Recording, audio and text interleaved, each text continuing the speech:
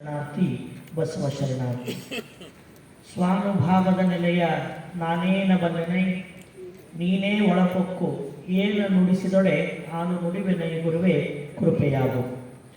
ಸದಾವಕಾಲ ಸ್ಮರಣೀಯರು ಅಖಂಡ ಲೋಕ ಪೂಜ್ಯರಾದ ವಿಶ್ವಗುರು ಮಹಾಮಾನವತವಾದಿ ಲಿಂಗವಂತ ಧರ್ಮ ಸಂಸ್ಥಾಪಕ ಅಪ್ಪ ಬಸವಣ್ಣನವರ ಸಮಸ್ತ ಬಸವಾದಿ ಶರಣೆಯರ ಅನುಭಾವದ ಬೆಳಗಿನಲ್ಲಿ ಸಾಗಿ ಬಂದಿರುವ ಲಿಂಗಾಯತ ಧರ್ಮ ದರ್ಶನ ಪ್ರವಚನದ ಮಂಗಲೋತ್ಸವದ ಈ ಸಂದರ್ಭದಲ್ಲಿ ಪಾವನ ಸನ್ನಿಧಾನವನ್ನು ಕರುಣಿಸಿರುವ ಸದು ವಿನಯದ ಸಾಕಾರ ಮೂರ್ತಿಗಳು, ಮಾತೃ ಮಮತೆಯ ವಾತ್ಸಲ್ಯಮಯಿಗಳು ಆದ ಇಳಕಲ್ಲಿನ ಚಿತ್ತರಿಗಿ ಶ್ರೀ ಜಯ ಮಹಾಂತೇಶ್ವರ ಸಂಸ್ಥಾನ ಮಠದ ಪರಮ ಪೂಜ್ಯ ಶ್ರೀಮನ್ ನಿರಂಜನ ಪ್ರಣವ ಸ್ವರೂಪಿ ಗುರುಮಹಾಂತಪ್ಪಗಳ ಪವಿತ್ರ ಜಂಗಮ ಪಾದಗಳಲ್ಲಿ ಭಕ್ತಿಯ ಶರಣುಗಳನ್ನು ಸಲ್ಲಿಸಿ, ಈ ಅನುಭಾವಪೂರ್ಣ ವೇದಿಕೆಯಲ್ಲಿ ಉಪಸ್ಥಿತರಿರುವ ಎಲ್ಲ ಅನುಭಾವಿಗಳಲ್ಲಿ, ಹಿರಿಯರಲ್ಲಿ, ಮುಖ್ಯ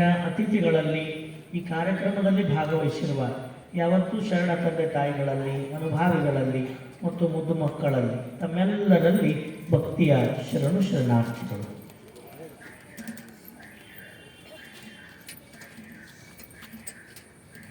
ವಿಶ್ವ ಸಂಸ್ಕೃತಿಯ ಇತಿಹಾಸದಲ್ಲಿ 12ನೇ ಶತಮಾನ ಅಂದರೆ ಅದೊಂದು ಸುವರ್ಣಯುಗ.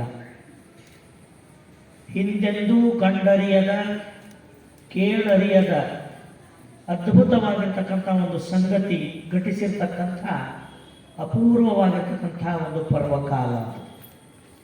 ಅದಕ್ಕೆ ಮುಖ್ಯ ಕಾರಣ ಅಂದರೆ ಲೋಹ ಚುಂಬಕದಂಥ ವ್ಯಕ್ತಿತ್ವವನ್ನುಳ್ಳ ಗುರು ಬಸವಣ್ಣನವರೇ ಕೇಂದ್ರವಾಗಿ ನಿಂತು ಇದೇ ಭಾರತ ದೇಶದ ಕರ್ನಾಟಕದ ಕಲ್ಯಾಣದ ಮುಖಾಂತರವಾಗಿ ಈ ವಿಶ್ವದಲ್ಲೆಲ್ಲ ತುಂಬಿರುವ ಅಸಂಖ್ಯ ಸಾಧಕರನ್ನು, ಸಿದ್ಧಿಪುರುಷರನ್ನು, ಅನುಭಾವಿಗಳನ್ನು, ಸಾಮಾನ್ಯರನ್ನು ಒಳಗೊಂಡು ಅನುಭವ ಮಂಟಪವೆಂಬ ವಿಶ್ವದ ಪ್ರಪ್ರಥಮ ಧಾರ್ಮಿಕ ಸಂಸತ್ತನ್ನು ರಚಿಸಿ ತನ್ನ ಮೂಲಕವಾಗಿ ಶರಣರ ಅಂತರಂಗದ ಅನುಭಾವವನ್ನೇ ವಚನಗಳೆಂಬ ರೂಪದಲ್ಲಿ ವಿಶ್ವಕ್ಕೆಲ್ಲ ಬೆಳಕನ್ನು ಕೊಟ್ಟಿರತಕ್ಕಂಥ ಅಪೂರ್ವವಾಗಿರ್ತಕ್ಕಂಥ ಕಾಲಘಟ್ಟ ಅಂದರೆ ಅದು 12ನೇ ಶತಮಾನ. ಇಂಥ 12ನೇ ಶತಮಾನದ ಅನುಭವ ಮಂಟಪದ ಮುಂದೆ ವೈರಾಗ್ಯ ಮಹಾದೇವಿ ಅಕ್ಕ ಬಂದು ನಿಂತು ಶರಣೆಯರಿಂದ ತುಂಬಿರುವ ಅನುಭಾವಿಗಳ ಸಂಗಮವೇ ತಾನಾಗಿರುವ ಅನುಭವ ಮಂಟಪವನ್ನು ಕಂಡು ಹೃದಯ ತುಂಬಿ ಮನ ತುಂಬಿ ಅಕ್ಕ ಒಂದು ವಚನ ಹೇಳ್ತಾಳೆ. ಏನು ಹೇಳ್ತಾಳೆ ಅಕ್ಕ ಅಂದರೆ, ಆಡುವುದು ಪಾಡುವುದು, ಹೇಳುವುದು ಕೇಳುವುದು, ನಡೆಯುವುದು ನುಡಿಯುವುದು, ಸರಸ ಸಮ್ಮೇಳನವಾಗಿಪ್ಪುದಯ್ಯ, ಶರಣರೊಡನೆ ಚನ್ನಮಲ್ಲಿಕಾರ್ಜುನಯ್ಯ, ನೀ ಕೊಟ್ಟ ಆಯುಷ್ಯ ಉಳ್ಳ ನಕ್ಕರೆ ಈ ಲಿಂಗ ಸುಖಿಗಳ ಸಂಘದಲ್ಲಿ ದಿನಗಳ ಕಳೆವೆನು. ಎಲ್ಲಿ ಉಡುತಡಿ, ಎಲ್ಲಿ ಕಲ್ಯಾಣ. ಉಡುತಡಿಯಿಂದ ಕಲ್ಯಾಣದವರೆಗೆ ಕಾಲ್ನಡಿಗೆಯಿಂದ ಕ್ರಮಿಸಿ ಬಂದದ್ದು ವೈರಾಗ್ಯ ಮಹಾದೇವಿ ಅಕ್ಕ. ಅಕ್ಕನ ಆ ಬರುವಿಕೆಗೆ ಮುಖ್ಯ ಕಾರಣ ಪರಮಾತ್ಮ ಕೊಟ್ಟಿರ್ತಕ್ಕಂಥ ಆಯುಷ್ಯವನ್ನು ಸಾರ್ಥಕಗೊಳಿಸಬೇಕಾದ್ರೆ ಲಿಂಗ ಸುಖಿಗಳೆನಿಸಿದ ಶರಣರ ಸಂಘದಲ್ಲಿ ದಿನಗಳನ್ನು ಕಳಿಬೇಕು ಅಂತ ಅಕ್ಕ ಉಡುತಡಿಯಿಂದ ಕಲ್ಯಾಣದೆಡೆಗೆ ಬಂದರು. ಅಕ್ಕನ ಈ ಒಂದು ವಚನ ನಮಗೆಲ್ಲ ಒಂದು ಹೊಸ ಬೆಳಕನ್ನು ನಮ್ಮ ಬದುಕಿನಲ್ಲಿ ಮೂಡಿಸ್ತದೆ.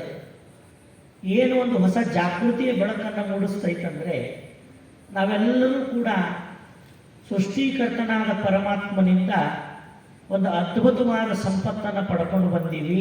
ಅದೇನು ಅಂದರೆ ನಮ್ಮ ಆಯುಷ್ಯ ಅನ್ನತಕ್ಕಂಥದ್ದು ಬಹಳ ಅದ್ಭುತವಾದ ಸಂಪತ್ತನ್ನು ಪಡ್ಕೊಂಡ್ಬಂದೀವಿ.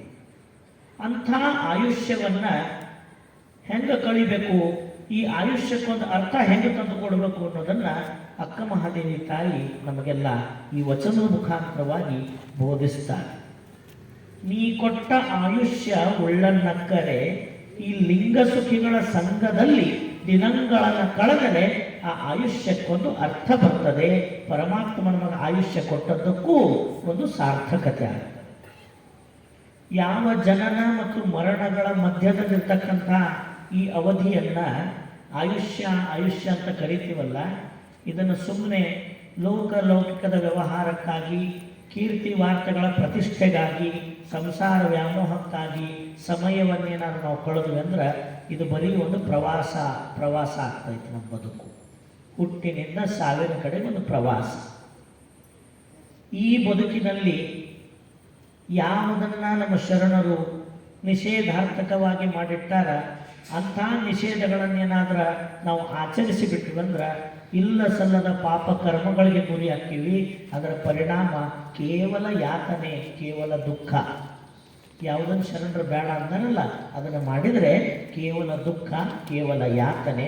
ಅವಾಗ ಈ ಬದುಕು ಏನು ಅನ್ನಿಸ್ಕೊಂತಿತ್ತಂದ್ರೆ ಬರೀ ಪ್ರಯಾಸ. ಇದು ಒಂದು ಬರೀ ಪ್ರಯಾಸ. ಹಾಗಾದ್ರೆ ಈ ಪ್ರವಾಸನೂ ಆಗಬಾರ್ದು, ಪ್ರಯಾಸನೂ ಆಗಬಾರ್ದು. ಈ ಬದುಕು ಒಂದು ಸಾಹಸವಾಗಿ ಮಾರ್ಪಡಬೇಕಾದ್ರೆ, ಈ ಬದುಕು ಒಂದು ಸಾಹಸ ಆಗಬೇಕಾದ್ರೆ ಇದಕ್ಕೆ ಅತ್ಯಂತ ಅವಶ್ಯಕವಾಗಿರ್ತಕ್ಕಂಥದ್ದು ಶರಣರ ಸಂಘ. ಶರಣರ ಸಂಘ ಅನ್ನತಕ್ಕಂಥದ್ದು ಈ ಬದುಕಿನ ಅದ್ಭುತವಾಗಿರ್ತಕ್ಕಂಥ ಮೌಲ್ಯಗಳನ್ನು ನಮ್ಮೊಳಗೆ ಬಿತ್ತಿ ಬೆಳೆದು ನಮ್ಮ ಅಂತರಂಗದ ಮರವೆಯನ್ನೆಲ್ಲ ನೀಗಿಸಿ ನಮ್ಮಲ್ಲಿ ಅರಿವಿನ ಬೆಳಕನ್ನು ಹೊತ್ತಿಸಿ ಶರಣತ್ವದೆಡೆಗೆ ನಮ್ಮನ್ನು ಕೊಂಡೊಯ್ತಕ್ಕಂಥ ಶಕ್ತಿ ಯಾರಿಗಿದೆ ಅಂತ ಕೇಳಿದರೆ ತಮ್ಮ ತಾವರಿತ ಸ್ವಯಲಿಂಗ ಮೂರ್ತಿಗಳೆನಿಸಿದ ಶರಣರಿಗೆ ಆ ಶಕ್ತಿ